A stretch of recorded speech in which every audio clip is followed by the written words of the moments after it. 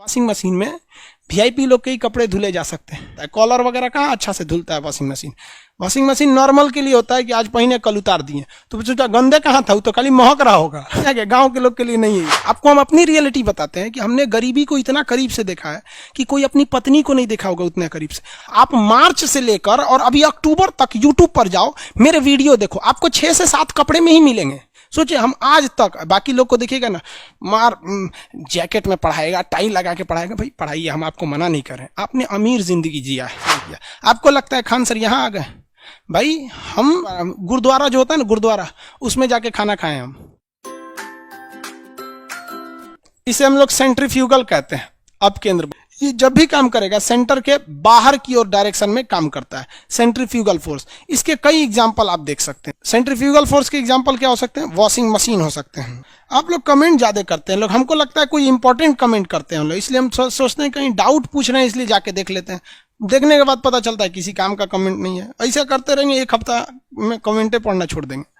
जरूरी जो है डाउट पूछिए, बात मत बताइए कोई भी चीज, डाउट बस पूछा कीजिए, नहीं तो फिर लास्ट में पूछा कीजिए। देखिए इसके 2 एग्जांपल आप याद रखेंगे। एक है वॉशिंग मशीन। वॉशिंग मशीन का सिद्धांत जो होता है वो इसी पर काम करता है। वॉशिंग मशीन जो होता है उसके अंदर एक हॉलो इस तरह से होता है, टब होता है। अगर इस हॉलो वाले हिस्सा पे देखेंगे, हॉलो मतलब खाली, तो इस तरह बहुत ज्यादा इसकी दीवारें बहुत घर्षण वाली होती हैं, खुरदुरी दीवारें बनाई जाती हैं। वो स्टेनलेस स्टील की होती हैं, खुरदुरा होता है ताकि कपड़ा उस पर रगड़ा जाए। और इस पे एक मोटर लगा होता है, नीचे क्या लगा होता है? एक मोटर लगा होता है। अब क्या करते हैं, इस पे कपड़ा फेंक देते हैं। आप लोग इसमें कपड़ा को डाल देते हैं इस तरह से। ये साफ कैसे करता है? कपड़ा डाल देंगे, पानी वो अपने से सक कर लेता है। अगर ऑटोमेटिक है तो पानी खींच लेता है, टंकी से उसे जोड़ दिया जाता है सप्लाई पाइप से वहां पे। और सर्फ वगैरह डाल दीजिए इसमें, तो सर्फ पानी वगैरह डाल देंगे इसमें ना, तो ये क्या करेगा? मोटरवा घुमाएगा। और इसमें क्या काम करता है? अपकेंद्र बल। जितना घुमाएगा ना इसमें खूब जोर जोर से, तो कपड़ा सेंटर से बाहर भागेगा, केंद्र से दूर भागेगा। ये सेंटर से क्या भागेगा? इस दूर में भागेगा। लेकिन ये दूर भागेगा तो ये वॉशिंग मशीन यहां से कूद के थोड़े भाग सकता है, बाहर रहेगा तो अंदर में। और ये मोटर उसको नचा रहा है, और खूब जोर जोर से मोटर नचा देता है बढ़िया से। अब ये मोटर नचा रहा है तो घूमेंगे और जाएंगे बाहर की ओर। तो बाहर की दीवारें कैसी हैं? खुरदुरा है। अब सर्फ उसमें डाल दिए हैं, पानी उसमें डाल दिए हैं, नचा नचा के साइड में रगड़ के धो देगा। किसी को कोई दिक्कत? यही होता है वॉशिंग मशीन। वॉशिंग मशीन में वीआईपी लोग के ही कपड़े धुले जा सकते हैं। जो बढ़िया एकदम बढ़िया से गंदा कर देता है वॉशिंग मशीन नहीं धुल पाता है। कॉलर वगैरह कहाँ अच्छा से धुलता है washing machine. Washing machine normal के लिए होता है कि आज पहने कल उतार दिए, तो सोचा गंदे कहाँ था, वो तो खाली महक रहा होगा। वॉशिंग मशीन तो जाके गाँव के लोग के लिए नहीं है ये। तो ये वॉशिंग मशीन होता है, किस पे काम करता है? अपकेंद्र बल के काम पर होता है। इसके अलावे आप दल घुटनी देहात में आप देखे होंगे, जब दाल बनाती हैं महिलाएं तो दाल बड़ा खड़ा खड़ा सा रह जाता है, तो उसको मिलाने के लिए मसाला एक दल घोटनी का प्रयोग करती हैं। इस तरह से रहेगा, लकड़ी की तरह रहता है इस तरह से, और इसमें इस तरह से खांच बना रहता है। देखें, इसको दाल में डाल के ऐसे दलों में ऐसे घोट दिया जाता है, जिसको कहा जाता है दल घोटनी है। तो दल घोटनी क्या करता है? दाल को सेंटर से बाहर फेंकता है, दाल को सेंटर से बाहर फेंकता है। लेकिन कुकर कहता है इसी पे बाहर, तो कुकर भी तो लगा रहेगा, कुकर में इसे डाल दीजिए इसको।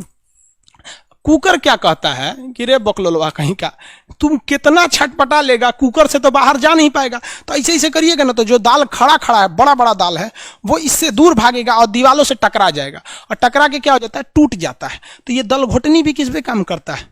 अपकेंद्र बल पर, सेंट्रीफ्यूगल फोर्स पर काम करता है।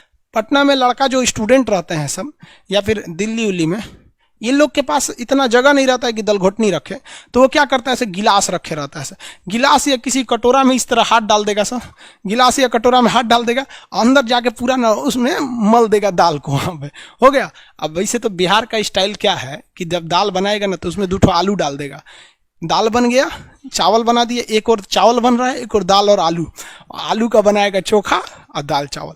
बहुत स्ट्रगल की लाइफ होती है। आपको हम क्या बताएं बाबू, जितने लड़के कहते हैं ना कि सर मेरे पास पढ़ने के लिए पैसा नहीं है, तुम्हें हम दिल से दुआ देते हैं यार, तुम लोग का रिजल्ट हो जाएगा। सच बताते हैं, जिसने संघर्ष किया इस जीवन में उसको ये चीज हो जाता है। बहुत उसके अंदर मेहनत आता है पढ़ने के लिए। जिसके जीवन में संघर्ष नहीं है कभी आगे ही नहीं जा सकता, कभी आगे नहीं जाएगा जो संघर्ष नहीं किया। आपको लगता है खान सर यहाँ आ गए, भाई आप कभी देखे होंगे ना, हम कुछ सारे गुरुद्वारा जो होता है ना, गुरुद्वारा, उसमें जाके खाना खाए हम। सोचो गुरुद्वारा में जाके खाना खाएं, वो भी नहीं था मेरे पास। गुरुद्वारा में वो लोग ना गरीब अमीर नहीं देखता है, हिंदू मुस्लिम नहीं देखता है, और वहां जाके वो लोग खाना खिला देते हैं। अनाथ आश्रम में जाके खाए, इसलिए आज भी अपना चलाते हैं। आप पे लोग हंसेंगे, याद रखिएगा मेरी बात, जिस जिस पर ये जग हंसा है उसने इतिहास रचा है। हमारे रिलेशन में बहुत से लोग कहते थे कि का ये लड़कवा को पढ़ा रही हैं, क्या करेगा, पढ़ के कोई राजा महाराजा हो जाता है। हाँ, एक को भेजिए कहीं काम वाम करने के लिए, सऊदी उदी भेज दीजिए। मुस्लिम लोग तो ज्यादातर सऊदी चल जाते हैं, लेकिन मम्मी मेरी नहीं, मम्मी को पथरी था, फिर भी नहीं पढ़ा। कहती नहीं बाबू तुम पढ़ो ही पढ़ो। तो इसलिए हम आपको भी कहते हैं थोड़ी तकलीफ होगी बाबू, तो आप घबराइएगा नहीं बाबू। इससे रीजन समझिए, रेस में जब घोड़ा दौड़ता है ना, तो घोड़े के पीठ पर बैठा हुआ उस घोड़े का मालिक उसे चाबुक से घोड़े को बहुत मारता है, घोड़ा को दर्द होता है। वो सोचता है कि मेरा मालिक हमको तकलीफ क्यों दे रहा है। उस घोड़े को पता ही नहीं है यार तुम्हारा मालिक तुम्हें जिताना चाहता है। उस चाबुक के डर से वो घोड़ा दौड़ता है और लास्ट में वही घोड़ा जीत जाता है। जिस घोड़े को चाबुक नहीं पड़ेगा वो कभी रेस नहीं जीत सकता है। तो जिस इंसान को कभी तकलीफ नहीं देगा भगवान, वो कभी आगे नहीं जा सकता है। वो पत्थर कभी नहीं पूजा जाएगा जिसे छीनी हथौड़ी से तराश कर एक मूर्त की मूर्ति न दी जाएगी यहाँ पर, इसलिए तकलीफ नहीं हो जाएगा। बहुत से लोगों का कमेंट देखते हैं, सर हम गरीब हैं, ये बहुत टेंशन नहीं लो भैया तुम लोग। रौनक पटेल जी, मेरा कुछ ऐसा ही हालत है सर।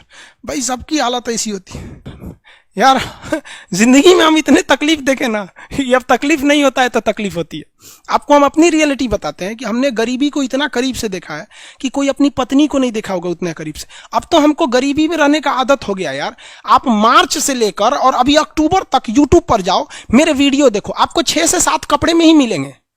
सोचो यार, आज भी हमको आदत है कि भाई हम उतने में ही जिंदगी बिता लेंगे, हम उसी में खुश हैं। अब हमको अगर कोई आराम दे देता है तो हमको आदत हो गया है कि जब हम उठते थे तो खाने को नहीं था, तो 2 बजे ही खाना मिलता था लंगर में जाने के बाद। आज भी कुछ नहीं खाते हैं, सुबह से थोड़ा सा पानी एक चाय पी लेंगे, 2 बजे जब बैच खत्म होगा तब खाएंगे ही। आदत हो गया, अब बॉडी उसी को एडजस्ट कर लिया है और कोई तकलीफ नहीं है उसके वजह से। लेकिन हाँ, हम जो तकलीफ देखें, हम नहीं चाहते कि फिर कोई दूसरा देखे, लेकिन अकेला चना भार थोड़ी फोड़ सकता है। आप भी कामयाब हुई, आप भी समाज की सेवा कीजिए। सोचिए, हम आज तक बाकी लोग को देखिएगा ना, मार जैकेट में पढ़ाएगा, टाई लगा के पढ़ाएगा, भाई पढ़ाइए, हम आपको मना नहीं कर रहे हैं। आपने अमीर जिंदगी जिया है और हमने गरीब जिंदगी जिया है। तकिया लगाने को नहीं था ना, तो हाथे मोड़ के आदमी तकिया लगा लेता था। सब तकलीफ होते हैं, ये सब पुराने दिन को याद करिएगा ना तो एक दिन हंसी आएगी, और फिर सोचेंगे ना तो अपने आप को बहुत साहस होगा, साला हम इतने हिम्मती थे, कैसे बर्दाश्त कर लिए। एक वक्त आएगा बाबू, आप लोग के भी माँ बाप के चेहरे पे मुस्कुराहट आएगी। दिल लगा के पढ़ाई कीजिएगा, यही काम आएगा। और अगर आज पढ़ाई से भागेंगे ना, फिर कभी काम नहीं आएंगे, बहुत तकलीफ उठाएंगे आप लोग, फिर जिंदगी भर जिंदगी ब्लैक एंड व्हाइट हो जाएगी। खैर, ये सब फिजिक्स में, ये सब का बात की कोई अहमियत नहीं होती है। फिलॉसफी में कभी कभी चले जाते हैं, इमोशनल कर देता है सब हमको। आगे बढ़े, देखो भैया, ये हो गया आपका दल घोटनी। भाई सेम काम करता है ना मक्खन निकालने वाला, मक्खन निकाला जाता है ना, उसी से सेम काम करता है। मक्खन दही से निकालते हैं लोग ना, मक्खन दही से निकाला जाता है। हम तो देहात में रहे नहीं, दही से ही निकाला जाता है। दही में ऐसे रख के ऐसे मथिएगा ना तो दही बीच में आती है, मक्खन जो होता है हल्का होने की वजह से फेंका जाता है साइड में। क्या हो जाता है, फेंका जाएगा साइड में, तो दीवालों पे मक्खन लग जाता है, उसको निकाल लिया जाता है। अरे कृष्ण कन्हैया नहीं थे, तो बचपन में तो खूब माखन चोरी किए हैं, उनको कृष्ण भगवान को लोग माखन चोरी बोलते हैं। देखते होंगे जहां कृष्ण भगवान रहेंगे ना, वहां एक घड़ा रहेगा और उसमें एक लकड़ी रहेगी, उसमें मक्खन को ऐसे मथने के लिए, और उसमें कृष्ण भगवान ऐसे जूठा करके खा के चल जाते थे। तो उनको मक्खन बहुत अच्छा लगता था। तो ये किस में काम करता है, सेंट्रीफ्यूगल फोर्स पे। तो सेंट्रीपिटल और सेंट्रीफ्यूगल में तो किसी को कोई दिक्कत नहीं होगा। आगे समझ में आ रहा है कि नहीं आ रहा है, किसी को कोई दिक्कत